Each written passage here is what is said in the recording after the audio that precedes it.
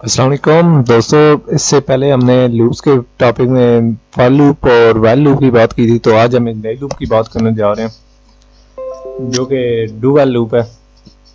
और इस लूप के बाद हमारा लूप्स का टॉपिक एंड हो जाएगा। तो दोस्तों, डू व्हाइल लूप क्या होता है और डू व्हाइल लूप हमारे कैसे काम आता है, तो इसके बारे में मैं आपको समझाता हूँ। तो सबसे पहले मैं आप लोगों को बता दूं कि व्हाइल और डू व्हाइल लूप के दरमियान क्या फ़र्क होता है।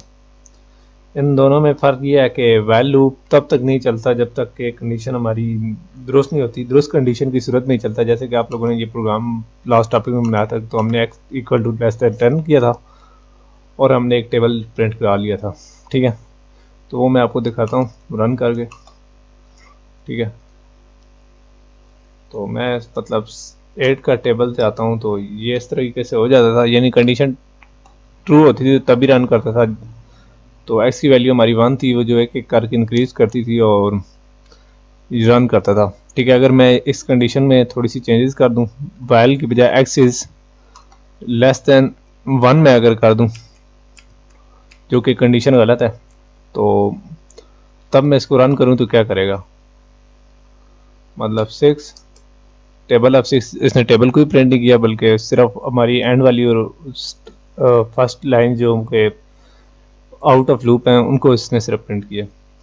तो डू व्हाइल लूप में ऐसे होता है कि इसके अपोजिट होता है। मतलब पहले हमारी कंडीशन होती है, फिर पहले हमारी स्टेटमेंट होती है और फिर उसके बाद हमारी कंडीशन होती है। ये सबसे एंड पर आ जाता है, मतलब ये यहाँ से यहाँ पर आ जाता है और इसके बाद सेमीकोलन और यहाँ आ जाता है डू। ठीक है, अब हमारी कंडीशन गलत है लेकिन प्रोग्राम रन करके चेक करते हैं कि क्या करता है। ठीक है, 7, तो टेबल ऑफ 7 में से उसने एक बार प्रिंट कर दिया है 7। ठीक है, तो इसका यही सूरत हाल है कि अगर कंडीशन गलत भी हो तो कम से कम एक बार तो हमारा प्रोग्राम रन जरूर करता है। जब दोबारा लूप में जाता है तो फिर वो टर्मिनेट हो जाता है। ठीक है, तो इस हम इस तरह करते हैं कि जैसा कि आप लोगों ने देखा है कि वाइल लूप में वाइल और कंडीशन पहले होते हैं, लेकिन डू वाइल में डू और फिर स्टेटमेंट और फिर कंडीशन हमारी होती है और उसके बाद सेमीकोलन यूज होता है। थोड़ी सी चेंज है। तो इसमें ऐसे होता है कि अगर कंडीशन गलत भी हो तो कम से कम एक बार ज़रूर चलती है। तो इसमें होता क्या है, इसमें होता यह है कि प्रोग्राम पहले रन करता है फिर उसके बाद कंडीशन चेक करता है। ठीक है, डू से मुराद प्रोग्राम ने अपनी स्टेटमेंट करनी है और वाइल की से मुराद बाद में कंडीशन चेक करना है। ठीक है, और यही डू वाइल और वाइल लूप में बुनियादी फ़र्क है कि अब सवाल ये उठता है कि इस प्रोग्राम में तो एक रोला है, यानी मॉल फंक्शनिंग है या एरर है या कुछ फॉल्ट है या बग है कि गलती की सूरत में भी ये रन करता है, तो उसको क्यों और कहाँ इस्तेमाल किया जाता है। तो ये उन प्रोग्राम्स में इस्तेमाल होता है जिनको हम प्रोग्राम के थ्रू ख़त्म नहीं करना चाहते, बल्कि हम चाहते हैं कि हमारी मर्जी से वो ख़त्म हो। यानी हम किसी प्रोग्राम के एंड पर लिख देते हैं कि प्रेस वाई टू कंटिन्यू और प्रेस एक्स टू एग्जिट वगैरह या कुछ इस तरह से ना, तो हमारा प्रोग्राम बंद हो जाता है। तो इसके लिए मैं आप लोगों को एक छोटी सी प्रोग्राम बना के दिखाता हूँ। ठीक है, तो उसमें ऐसे है कि हम अपने प्रोग्राम के ये डू वाइल की कंडीशन में आप लोगों को दिखा देता हूँ। डू के बाद हमारी होती है स्टेटमेंट और वाइल की में हम लिख देते हैं कि हमारी कंडीशन। ठीक है, और इसमें मैं ये हमारी बेसिक लाइन है। ठीक है, तो इनको मैं नहीं छेड़ता और मैं यहाँ लिख देता हूँ मतलब कैलकुलेटर। प्रोग्राम के बारे में कैलकुलेटर लिखता हूँ और ये जो लाइन है ये मैं ख़त्म कर देता हूँ ताकि हमारा प्रोग्राम सही तरीके से रन करे। तो डू के बाद मैं स्टेटमेंट में क्या लिखूँ, डू के बाद मैं स्टेटमेंट में वही पुराना कैलकुलेटर बनाता हूँ। ठीक है, तो उसमें मैं यूज़र से यही कहूँगा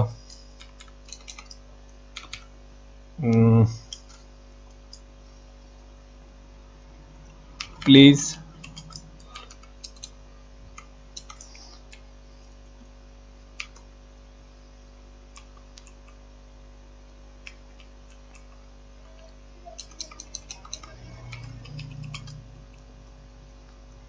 enter the operation you want. ठीक है,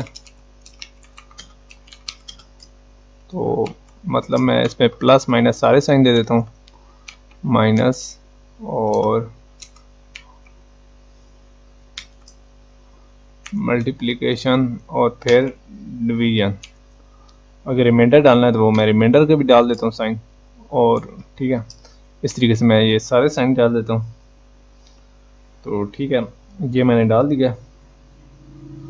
और मैं इस तरह करता हूँ कि किसी चीज़ में यूज़र से इनपुट भी लेता हूँ, तो वो मैं सिम करके ऑपरेशन कर लेता हूँ। तो यहाँ क्या होगा, यहाँ मैं पहले मुझे ऑपरेशन के लिए जो मैंने वेरिएबल यूज़ किया उसको भी मैं डिफाइन कर देता हूँ। तो वो किस टाइप में करूँ, वो मैं करैक्टर में कर देता हूँ। ठीक है, और उसके बाद मैं चाहता हूँ कि यूज़र से नंबर लूँ। ठीक है, जिन नंबर पर मैंने ये ऑपरेशन करना है। ठीक है, तो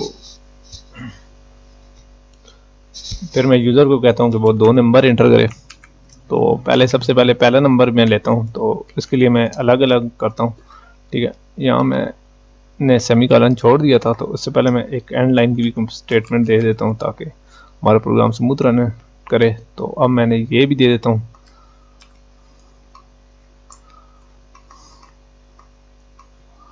ये मैं रन कर देता हूँ, प्लीज़ इंटर द नंबर्स। ठीक है, इसमें नंबर्स होंगे। ठीक है, और उसके बाद मैं एक और लाइन में लिख देता हूँ, फर्स्ट नंबर में यूज़र से लेता हूँ। ठीक है, फर्स्ट नंबर, तो फर्स्ट नंबर को पहले मैं डिफाइन भी कर देता हूँ इंट ए, और सेकंड नंबर को भी मैं डिफाइन कर देता हूँ, बार बार कौन आएगा। ठीक है, तो मैं यहाँ से कर देता हूँ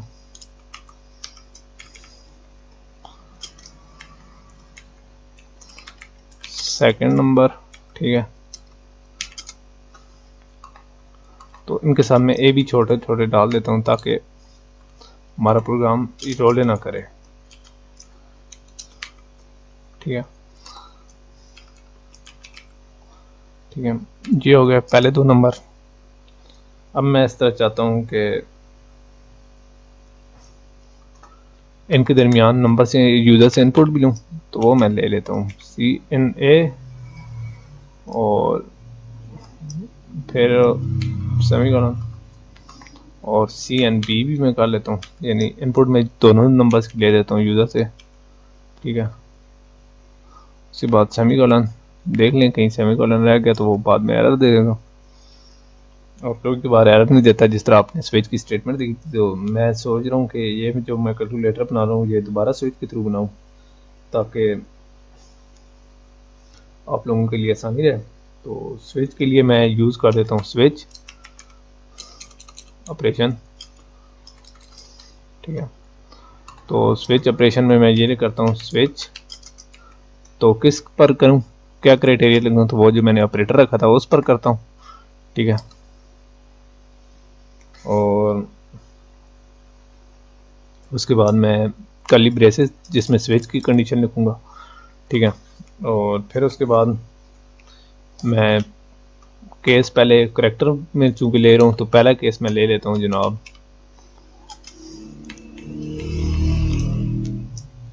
प्लस का। ठीक है, और उसके बाद मैं इस तरह करता हूँ कि इस प्रोग्राम पर जो कि ये मेरा प्रोग्राम है उसके बाद मैं डालता हूँ कॉलन, उसके बाद मैं अपनी स्टेटमेंट लिखता हूँ। तो वो स्टेटमेंट क्या होगी, वो स्टेटमेंट होगी सी आउट। ठीक है, वो मैं नेक्स्ट लाइन में लिख देता हूँ ताकि प्रोग्राम में ज़्यादा फाइननेस है। तो द एडिशन ऑफ, ठीक है, और इसके बाद मैं लिख देता हूँ ए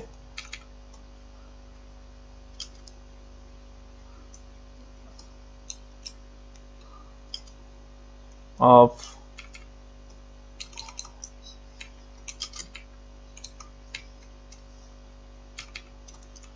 A and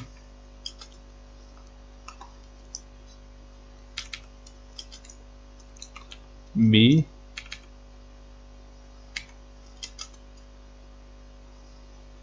is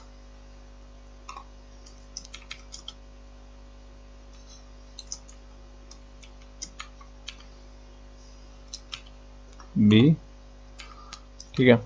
और सिमिलरली सब्ट्रैक्शन के लिए मैं इसी तरह का एक केस बनाता हूँ, ठीक है।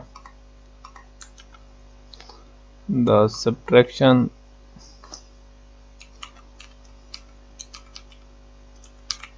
ठीक है, तो आई ई, ठीक है, मैं यहाँ आई यानी दैट इज डाल देता हूँ A minus B is A minus B, ठीक है। इसी तरह कैसे मैं केस माइनस का मैंने बना लिया है, तो मैं मल्टीप्लिकेशन का बनाता हूँ। तो वहाँ मैं क्या करूँगा, स्टेरिक डालूँगा, ठीक है। तो यहाँ जहाँ जहाँ माइनस है वहाँ मैंने स्टेरिक डाल दिया। तो डिवीजन के लिए मैं यहाँ ये डाल लेता हूँ, ठीक है। और ये मैंने लिख लिया प्रोग्राम सारा, यानी मैंने डिवीजन तक ले आया हूँ। रिमाइंडर का मैं फिलहाल निकाल देता हूँ क्योंकि प्रोग्राम बहुत कम्प्लेक्स हो जाएगा, ठीक है। और इसके बाद मैं चाहता हूँ कि अपने प्रोग्राम में ब्रेक्स भी डाल दूँ, जो कि हर केस के बाद होते हैं, ठीक है। तो ये सारे मैं ब्रेक सारे कंडीशन के बाद डालता हूँ ताकि कोई दूसरी कंडीशन रन ना हो जाए, जो कि आप लोगों ने देखा था लास्ट केस में कि रन हो गई, ठीक है। तो ये मैंने ब्रेक भी डाल दिया। और अब मैं डिफ़ॉल्ट भी मैं डाल देता हूँ ताकि अगर इन केस आप लोगों का कोई आ जाता है, कोई और स्टेटमेंट आपको प्रोग्रामर डाल देता है, तो वो डिफ़ॉल्ट स्टेटमेंट भी उसको शो, जो कि कुछ यूँ होगी, इनवैलिड ऑपरेशन, ठीक है। और इसको मैं एंड कर देता हूँ। इसके मेरे ख्याल से इसके बाद एक एंड लाइन भी होनी चाहिए ताकि जो कि प्रोग्राम को एंड लाइन करे। इससे पहले मैंने कोई एंड लाइन नहीं डाली, ठीक है। तो वो क्यों नहीं डाली वो मैं आपको बाद में बताऊंगा, ठीक है। तो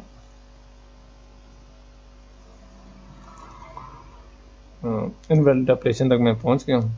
तो अब मैं चाहता हूँ कि प्रोग्राम की जो मैंने एंड पे वाइल, तकरीबन मेरा प्रोग्राम जहाँ तक एंड हो गया, लेकिन ये जो वाइल वाली कंडीशन है मैं यहाँ पर इसको भी सेटिस्फाई करना चाहता हूँ। तो मैं चाहता हूँ कि प्रोग्राम में मैं एंड पर एक छोटी सी फंक्शनैलिटी डाल दूँ। तो स्विच का मैं तकरीबन ये था, ये इस स्विच की ब्रेसेस के बाद में डालता हूँ। तो वो ये है कि जनाब सी आउट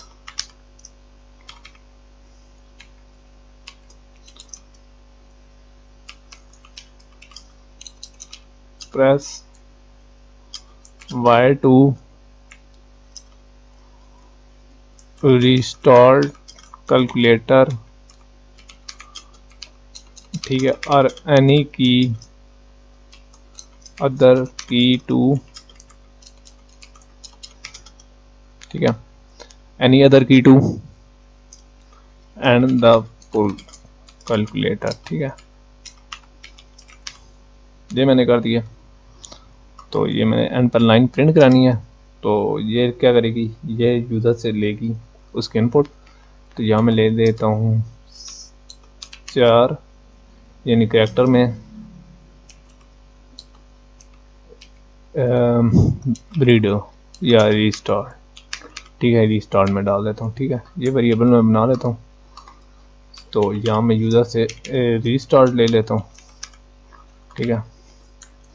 तो यहाँ मैं वाइल में रीस्टार्ट की अगर कंडीशन में यूज़र वाई पुट करता है या कुछ भी पुट करता है ना, ठीक है, तो वो मैं करा देता हूँ। तो वाइल, ठीक है, तो मैं रीस्टार्ट इज इक्वल टू, एक करैक्टर में छोटा वाय लिख देता हूँ और दूसरे में आर डालकर, तो यहाँ आप लोगों ने देखना है कि आर आई नहीं होते बल्कि वो आई की बजाय एक और साइन होता है जो कि कुछ यूं है, ठीक है। R redo is equal to capital Y, ठीक है। तो ये करैक्टर में लिखते हैं ताकि हमारी स्ट्रिंग ना बन जाए। तो ज़रा प्रोग्राम रन करके चेक करते हैं, शायद इसमें कोई बहुत सारे इश्यूज भी होंगे। तो सबसे पहले जनाब इसने कहा जी कैलकुलेटर, यहाँ नंबर वाली लाइन ख़त्म हो गई, जो जो गलतियाँ हैं वो यहाँ सारी क्लियर होंगी। सी एन स्टार्ट, तो यहाँ इसने क्या किया जी जनाब, इन फंक्शन इंट मेन फंक्शन, तो यहाँ रीडू मैंने लिख दिया है, रीडू तो नहीं था, रीस्टार्ट था, ठीक है। अब रन करके चेक करते हैं। तो प्रोग्राम है कि आपने प्लस करना है माइनस करना है, तो मैंने प्लस किया है, ठीक है। एंटर द नंबर, पहला नंबर 5 है, दूसरा नंबर 6 है। तो addition is 5 + 1 is 6 is press Y to calculator और एनी की टू कंटिन्यू, मैं वाई करता हूँ तो दोबारा कैलकुलेटर रन होगा, ठीक है। उसने कहा माइनस कर देता हूँ 5, ठीक है। तो दूसरा क्या है 6, वो मैं कर लेता हूँ। 66 मैंने कर दिया गलती से, तो 61 हो गया। तो इस प्रोग्राम में एक इशू है कि ये इस तरह करता है कि एक ही लाइन पर कर रहा है, तो मैं उसको, ठीक है, प्रोग्राम को मैं पहले टर्मिनेट करता हूँ, ठीक है। फॉलोड बाय इंटर, और यहाँ कुछ था जी, जो भी मैंने किया है उसके एंड पर मैंने एंड लाइन डालना है। यहाँ सब प्रोग्रामों के में, ठीक है, ठीक है। अब मैं चेक करता हूँ अपने प्रोग्राम को। तो 5, तो दूसरा क्या है 6, और यहाँ क्या है, तो इनवैलिड ऑपरेशन, क्योंकि मैंने गलत स्टार डाल दिया था, यानी सिंबल डाल दिया था। तो अब मैंने माइनस डालता हूँ, इंटर करता हूँ, तो ये प्रोग्राम मेरा टर्मिनेट हो जाएगा। तो मैं ये चाहता हूँ कि ये जो लाइनें हैं ना, ये भी मैं अपने प्रोग्राम को स्टार्ट में करूँ, ताकि जब दोबारा प्रोग्राम रन हो तो ये लाइनें ना शो होती हैं, बल्कि हर प्रोग्राम जब दोबारा शुरू हो